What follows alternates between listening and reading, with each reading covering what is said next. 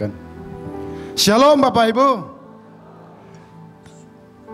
Bisa ditampilkan tema kita pagi hari ini apa?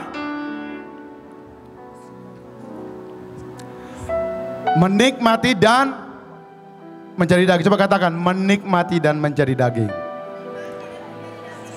Saudara, saya tahu ini hari terakhir. Ya, hari terakhir kan ya. Biasanya kalau hari terakhir, semestinya kita itu memfokuskan seluruh kekuatan yang kita miliki. Betul ya? Kalau saudara sudah berlari selama 3 hari, ini hari terakhir, maka jangan kendor. Amin. Coba katakan, jangan kendor. Ngomong ke sebelahnya. Karena setelah 3 hari Bapak Ibu mengikuti retreat, hari ini sangat-sangat menentukan apakah yang Bapak Ibu dapat selama 3 hari akan menjadi daging atau tidak. Nah, sebelum saya teruskan, karena kita waktunya singkat, slide saya cuma 1. Saya butuh 4 orang relawan, kita mau game sebentar. Ayo, bangkit berdiri cepat, saya hitung sampai 3. 4 orang, 1, 2, 3, lari. 4, yang terakhir minggir ya. Kairos itu mesti disambar Bapak Ibu. Oke, kita akan game, ini ada 4 orang ya. Nah, 4 orang ini coba saya akan minta mereka ini ada 4 kantong plastik. Ambil masing-masing 1. Ambil masing-masing 1. Ambil. Oke. Ini ada 4 gulungan. 3 gulungan. Oke. Ada 4 gulungan. Yang pertama. Yang kedua, 4 orang ini saya akan kasih benih. Kasih 4 benih. Ya, anggaplah selama 3 hari ini Bapak Ibu sudah mendengarkan firman Tuhan. Betul? Bapak Ibu sudah menerima benih. Alkitab berkata firman Tuhan itu apa? Apa? Ayo semangat. Firman Tuhan itu apa? Benih. Ini 4 orang ini menerima benih.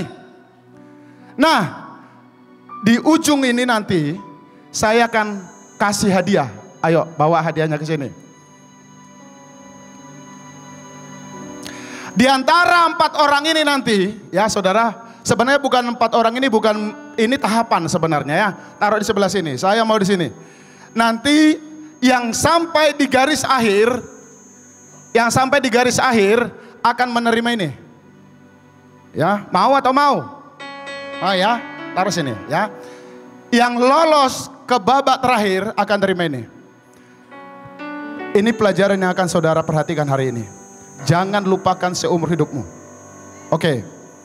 Tadi kan yang ngambil kantong plastik, saya nggak bagi ya, mereka yang pilih kan ya. Sekarang tugasnya adalah buka gulungan pertama. Nomor 1, ada di situ tulisannya, nomor 1. Udah? Buka. Baca isinya.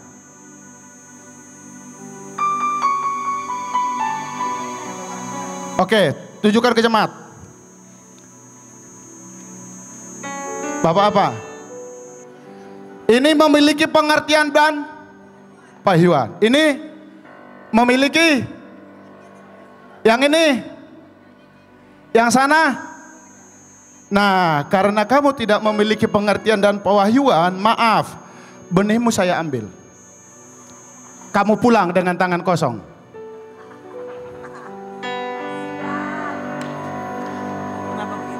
Saudara, selama 3 hari, kalau saudara tidak memiliki pengertian dan pewahyuan secara personal, engkau datang ke sini tidak ada gunanya. Alkitab berkata, benih yang ditabur tidak dimengerti. Betul? Saya nggak akan buka ayat karena kalau kita buka waktunya mepet. Saya mungkin waktunya cuma 30 menit. Ya. Orang-orang yang hadir di sini hari ini nih, termasuk Bapak Ibu, pastikan selama 3 hari ini engkau punya pengertian dan pewahyuan. Apakah ada sesuatu yang bunyi, yang nyambung di sinimu. Yes, that's true. Itu firman Tuhan buat aku. Apakah ada atau tidak? Kalau tidak ada, seperti yang tadi, saudara akan pulang dengan tangan kosong. Alkitab berkata, iblis akan ambil. Saya berdoa tidak ada firman Tuhan yang dibagi selama ini yang diambil oleh iblis. Ada orang yang sudah ikut Tuhan bertahun-tahun, 10 tahun, 20 tahun, tidak dapat apa-apa. Kenapa? Gak pernah kok punya pewahyuan? Kalau saudara punya pewahyuan, jangankan benihnya banyak saudara. Ini benih sengaja saya buat banyak. Satu benih akan merubah hidupmu secara drastis. Itu baru tahap 1. Apakah setelah memiliki pengertian dan pewahyuan, mereka dapat buah? Dapat nggak? Tidak, belum. Sekarang ya, kita masuk ke gulungan yang kedua. Masing-masing buka gulungan yang kedua.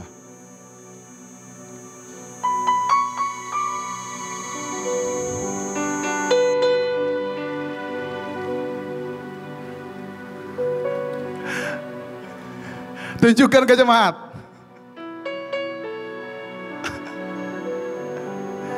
Yang ini apa? Firman-Nya berakar dan bertahan lama.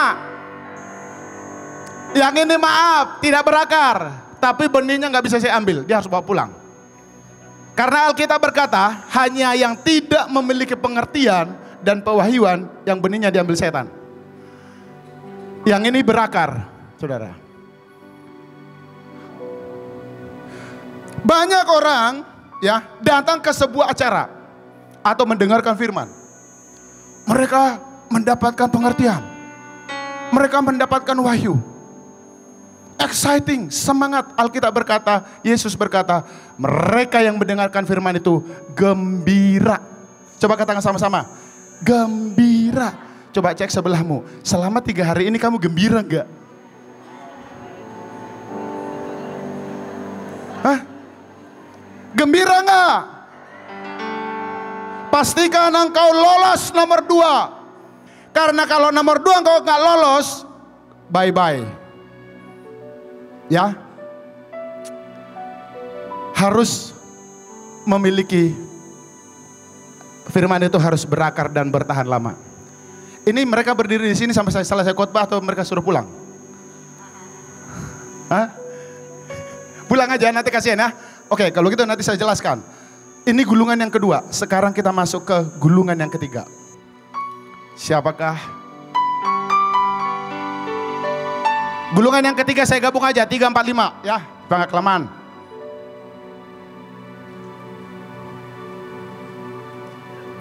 Oke, siap-siap.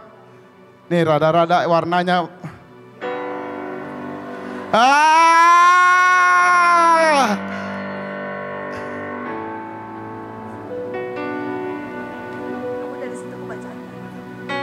Saudara, ini tadi sudah memiliki pewahyuan, memiliki pengertian, dia sudah merenungkan firman, ya. Tetapi mindsetnya, cara berpikirnya, view-nya, value-nya tidak berubah. Maka maaf Pak, karena Bapak tidak berubah, silakan pulang. Nah, ini nih berubah, oke? Karena dia berubah, maka dia mendapatkan apa? Buah. Silakan kasih buahnya.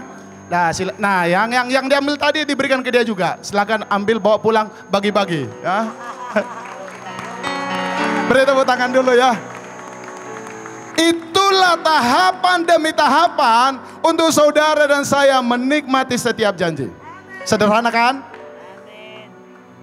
Jadi kalau ada tidak menikmati janji, ya ada yang sudah ikut Bahtera 20 tahun, Anda nggak menikmati janji, coba cek di mana engkau tidak lolos, tidak lulus. Nggak lulus, ya. Sekarang kita akan belajar nomor 2. Nomor 2. Gimana caranya supaya berakar? Simple saudara. Ketika saudara menerima sebuah pewahyuan dan pengertian, maka tuliskan lagi yang kau dapat itu. Untuk apa? Untuk saudara bisa merimain, saudara bisa merenungkan, saudara bisa mengimajinasikan, saudara bisa memperkatakan, saudara bisa membayang-bayangkan firman itu. Jadi tidak cukup ketika di ibadah, ketika sebuah acara saudara exciting, saudara lompat-lompat, tapi besok kalau ditanya, maka saudara lupa kok. Apakah saudara memeluk erat-erat, mencintai apa yang saudara dapat? Alkitab berkata, ini contoh imajinasi ya. Di dalam sebuah kejadian, ingat peristiwa Menara Babel? Ya. Waktu itu Tuhan katakan begini, mereka ini satu bangsa, satu bahasa. Kalau dalam versi bahasa Inggris, saudara baca, ada katakan di sana begini, nothing will be restrained from them, ya, gini, if they have imagined it to do. Bahasa Indonesianya Pak, intinya begini, tidak ada yang akan bisa menghalangi saudara dari sesuatu yang saudara sudah imajinasikan. Imajinasi adalah bagian daripada merenungkan. Jadi seseorang harus merenungkan, memeditasi firman Tuhan. Saudara juga harus memperkatakan firman Tuhan. Saudara harus belajar berbicara. Saudara harus belajar berbicara kepada diri saudara sendiri. Contoh, ada peristiwa di Alkitab. Seorang perempuan yang pendarahan 12 tahun. Hari itu dia dengar Yesus ada, Yesus lewat. Saudara perhatikan ya, Yesus tidak pernah mendoakan perempuan itu, betul ya? Yesus gak pernah bilang, jadilah sembuh, gak ada. Yesus gak pernah tumpang tangan. Gak ada. Apa yang dilakukan perempuan itu? Begitu dia dengar Yesus, dia tahu Yesus anak Daud, dia tahu Yesus adalah juru selamat, dia tahu Yesus adalah penyembuh. Kemudian Alkitab mencatat, perempuan itu bicara di dalam hatinya. Apa yang dia ngomongin? Kalau ku jamah saja jubahnya, aku pasti sembuh. Kalau ku jamah saja jubahnya, aku pasti sembuh. Itu apa? Self talk. Bicara pada diri sendiri. Ketika saudara sudah punya pewahyuan, punya pengertian akan sebuah firman Tuhan, pertanyaan saya, berapa kali kau bicara pada dirimu sendiri akan firman itu sampai dia berakar di dalam hatimu? Apakah cukup sekali? Tidak. Cukup 10 kali? Tidak. Tergantung kondisi hatimu. Tergantung mindsetmu. Tergantung nilai-nilai yang kau taruh yang ada di dalammu. Maka firman itu akan bertahan lama. Maka firman itu akan berakar. Kalau tidak berakar, sampai firman itu merubah bagianmu yang paling dalam. Secara psikologi, atau secara profesionalnya, sampai alam bawah sadarmu berubah. Kalau alam bawah sadarmu tidak berubah, bisa enggak? Tidak bisa. Tidak ada hasil, saudara. Penelitian menunjukkan pengaruh alam bawah sadar 90 sampai 93%. Pengaruh knowledge, pengetahuan saudara hanya 7 sampai 10%. Jadi apa yang saudara mengerti, apa yang saudara terima, impactnya, pengaruhnya cuma 10% maksimum. Tapi kalau di dalammu ini belum berubah, bisa nggak berubah? Nggak bisa berubah, saudara. Oke, kita masuk yang ketiga. Buang kekhawatiran. Apa yang membuat seseorang itu nggak percaya sebenarnya? Dia sudah merenungkan firman Tuhan, dia deklarasi, dia angkat benda-benda profetik dan yang lain-lain. Tapi ada kekhawatiran. Apa itu kekhawatiran? Sebenarnya kekhawatiran itu muncul dari mana? Dari negatif mindset, pikiran-pikiran negatif. Atau saya sebut satu lagi, natural way thinking. Apa natural way thinking? Ketika kita menerima janji Tuhan, kemudian kita langsung berpikir, bagaimana caranya? Betul? Betul? Kalau Tuhan katakan hari ini kepadamu, engkau, saya berkati engkau jadi triliuner.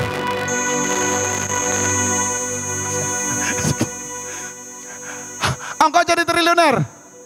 Mungkin orang langsung berpikir, gimana caranya? Saya nggak punya pekerjaan. Kalau Tuhan bilang, aku kasih kamu rumah. Orang berpikir, gimana caranya? Saudara, saya praktekkan ini 2023. Natural way thinking. Saya buang. Saya kasih contoh ya. Tahun 2023, ya 2003, 2002, 2003 lah something. Saya itu bergaji 2 juta sebulan. Saya bisa nabung sebulan 1 juta. Oke, 1 juta. Tapi pada saat itu, saudara, saya menerima pewahyuan. Pewahyuannya sederhana. Apa? Saya anak Allah. Oke? Ya. Kemudian saya mulai berkatakan, saya anak Allah. Saya anak Allah. Dari pewahyuan itu, kemudian saya bilang sama Tuhan, Tuhan, aku ini kan anakmu. Iya. Aku minta rumah. Saya sudah saksikan berapa kali. Aku minta rumah. Aku mau rumah yang besar. Saya tidak mau rumah kecil. Tipe 90 saya nggak mau. Saya mau tipe di atas 400. Yang kedua, saya tidak mau rumahnya di gang. Saya nggak mau rumahnya di pelosok. Mesti di tempat bagus. Dan saya tidak mau kredit. Saya minta mobil. Mobilnya harus bagus. Harus baru. Tidak boleh kredit. Waktu itu saya masih D3. Saya bilang saya harus sarjana. Saya mau kuliah. Tapi saya tidak mau bayar. Saudara, total mungkin yang saya butuhkan sekitar 1,5 miliar, ya kah? 1,5 miliar ya. Sedangkan uang saya berapa? 1 juta kan? Kalau saya pikir-pikir, natural way thinking, oh saya akan nabung, saya akan ini. Ketemu enggak? Enggak ketemu saudara. Enggak ketemu. Tapi saya self-talk. Saya ngomong pada diri saya sendiri, saya anak Allah. Saya anak Allah, saya punya rumah. Saya mulai bayangkan diri saya punya rumah. Saya mulai bayangkan saya naik kendaraan mobil, pakai dasi ke kantor, bawa tas laptop. Hanya butuh gak nyampe 2 tahun. Saya punya rumah, cash. Saya beli mobil, cash. Saya kuliah, dikuliahin kantor, dibayarin. Masuk akal gak? Gak masuk akal. Apa yang menghalangi seseorang dari janji Tuhan? Natural way thinking. Saudara langsung berpikir bagaimana caranya? Apa sih musuh daripada supernatural? Adalah natural, betul? Semua janji Tuhan itu supernatural. Katakan supernatural. Kalau kamu mengalami janji Tuhan, katakan kalau kamu mau mengalami janji Tuhan. Buang jauh-jauh natural thinking. Kalau saya cerita nanti ada banyak mujizat, banyak yang Tuhan lakukan. Itu semua tidak bisa diterima secara natural. Karena Alkitab berkata, barang siapa menyembah Bapa harus menyembah Dia di dalam roh dan kebenaran. Bukan yang kelihatan. Yang supernatural. Jadi kalau saudara tidak bisa membuang ini, merubah mindset yang negatif. Contoh misalkan begini, orang itu cenderung kan ya, langsung berpikir dari sisi negatif. Gimana nanti kalau begini, gimana kalau tua, gimana kalau tidak punya duit. Kok kita akan bikin KKR, 5 KKR di setiap provinsi. Negatif tinggi akan berpikir begini, nanti gimana caranya? Duitnya dari mana? Terus ngumpulinnya gimana?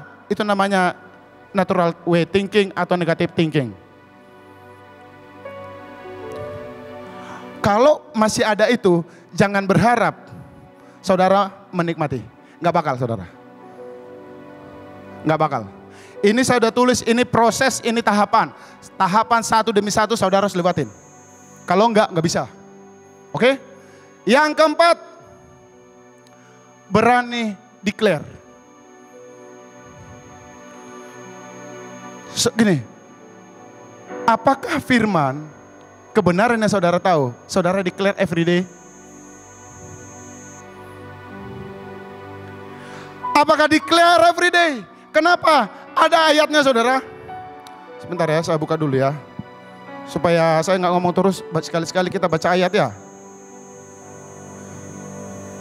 Mari kita buka dulu Alkitab kita. Oke. Sebentar.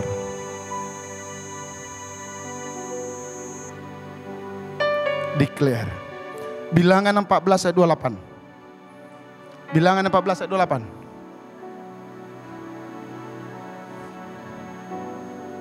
Bisa ditampilkan? Kayaknya saya salah nulis ya. Ayat 28. 28.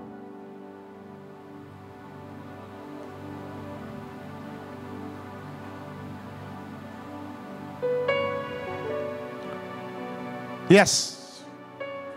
Coba baca kencang-kencang. 1, 2, 3.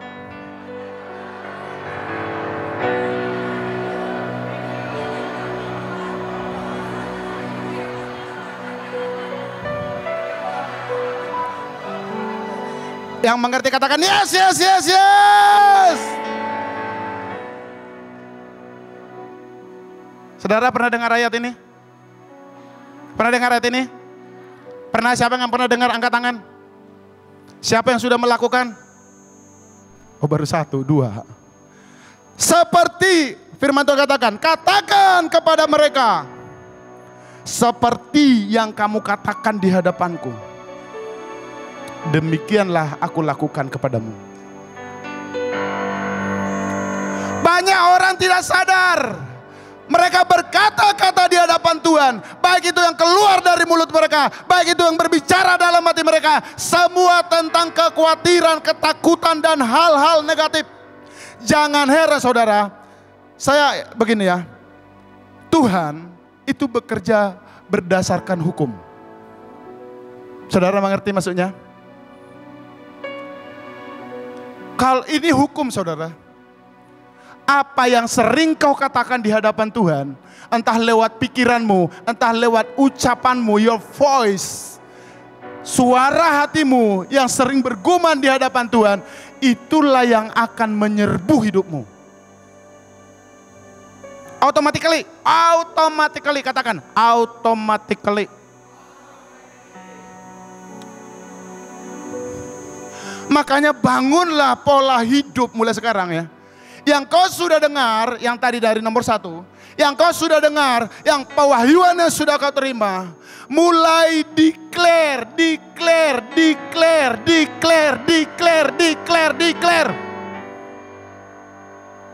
Sejak ibu sampaikan waktu kita 15 tahun ke depan, terus masing-masing disuruh bikin video.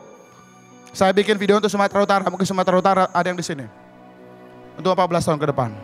You know, saya putar, saya bikin deklarasinya, saya bikin videonya, saya putar 24 jam di kamar saya, setiap hari.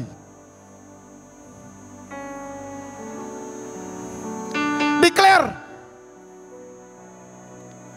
Ketika engkau sedang berjalan, ketika engkau sedang nyetir, ketika engkau sedang berlari, apakah kau katakan, aku diberkati, aku berkelimpahan, aku dahsyat, aku luar biasa, aku dicintai, aku disayang, aku diperkenan, aku direkayasa, aku dibuat berhasil, aku diangkat. Declare every day. Sampai kapan Pak? Sampai engkau diangkat di awan-awan. Oke, itu nomor 4. Lanjut, slide-nya. Yang terakhir. Saudara saya, kita udah mau selesai. Nomor 5. Boleh balik ke slide-nya?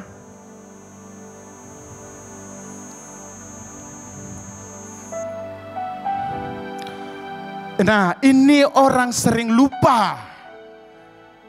Nomor 5, berikan effort dan waktu melakukan apa? Poin 2, 3, dan 4, saudara. Enggak bisa merenungkan firman Tuhan itu sekali, enggak bisa. Ya, saudara melatih saudara untuk berpikir positif Berpikir positif itu artinya berpikir sesuai dengan perkataan Tuhan.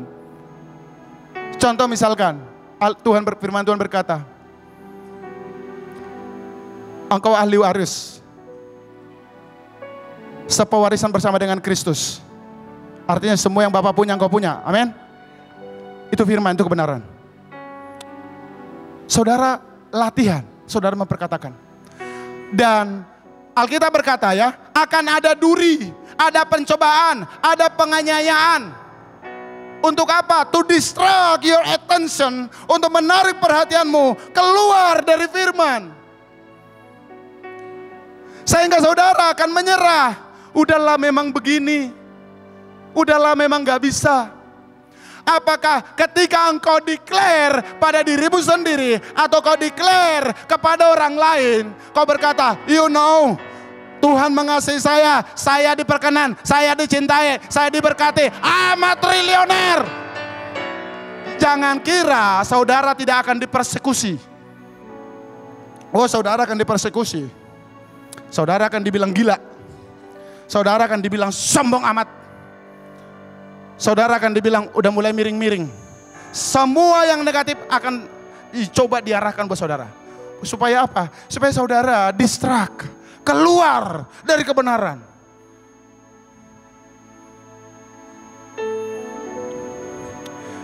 Ini saya kasih tahu yang paling buruk nih. Seandainya paling buruk. Saya berani sekarang ngomong ke orang, I am a trillionaire. Saya tulis baju saya triliuner, so what? Orang berkata, weh gimana kalau gak bisa? Baca Alkitab baik-baik. Ibrani 11, bahkan pahlawan-pahlawan iman, banyak yang sampai mati tidak melihat janji kok. Tetapi apa? Tetapi Tuhan memperhitungkan mereka. Saudara ini mau diperhitungkan Tuhan apa diperhitungkan manusia? Perhitungkan Tuhan, lakukan firman Tuhan. Tetapi sebenarnya kalau kita melakukan 5 tahap ini dan firman itu berakar kuat di dalammu, engkau declare.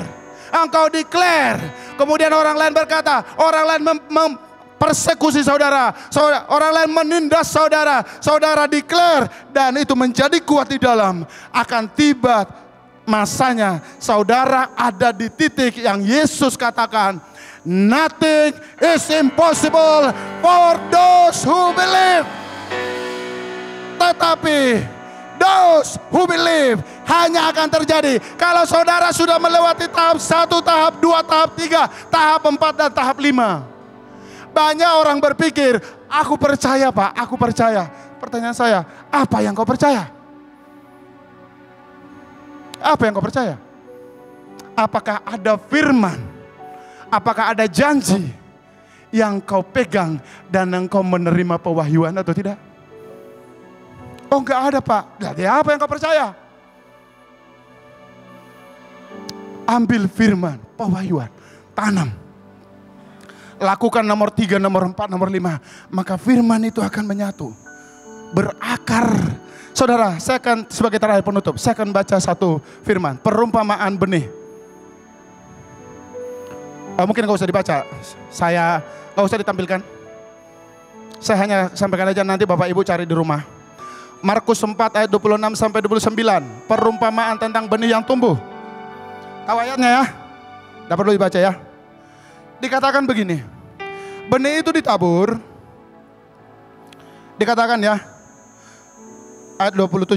Lalu pada malam hari ia tidur dan pada siang hari ia bangun. Dan benih itu mengeluarkan tunas dan tunas itu makin tinggi. Bagaimana terjadinya tidak diketahui orang itu. Katakan sekali lagi. Bagaimana terjadinya tidak diketahui orang itu. Oke, 28. Bumi dengan sendirinya mengeluarkan buah. Mula-mula tangkainya, lalu bulirnya, kemudian butir-butir. Yang penuh isinya dalam bulir itu. Ini perumpamaan yang Yesus katakan saudara. Oh ya ini. Kenapa saya bilang tadi, jangan pernah pikirkan bagaimana-bagaimana. Karena kalau saudara berpikir bagaimana-bagaimana, artinya itu adalah natural. Yang saudara bisa pikirkan. Betul ya? Alkitab mencatat, Tugas orang itu apa? Menabur benih. Coba katakan, menabur benih. Tugas petani itu adalah menabur benih dan menanam benih. Kemudian secara otomatis benih itu kalau sudah tumbuh, dia sudah jadi besar, benih itu yang akan menghasilkan. Kalau benihnya duren, akan menghasilkan duren. Kalau jeruk, menghasilkan jeruk. Kalau apel, menghasilkan apel. Benih yang kau tanam melalui pewahyuan dan pengertian benih apa, maka otomatis itu akan menghasilkan dia. Kalau benih yang kau tanam adalah benih kelimpahan, firman Tuhan tentang kelimpahan, kau renungkan baik-baik. Kau tanam, buat itu berakar. One day, firman itu akan berbuah. Maka kelimpahan terjadi secara otomatis. Firman itu akan membawamu. Nah, jadi ini tahapannya Bapak Ibu. Kembali ke tahapan tadi. Kita akan tutup, saya akan serahkan ke Pak Luki.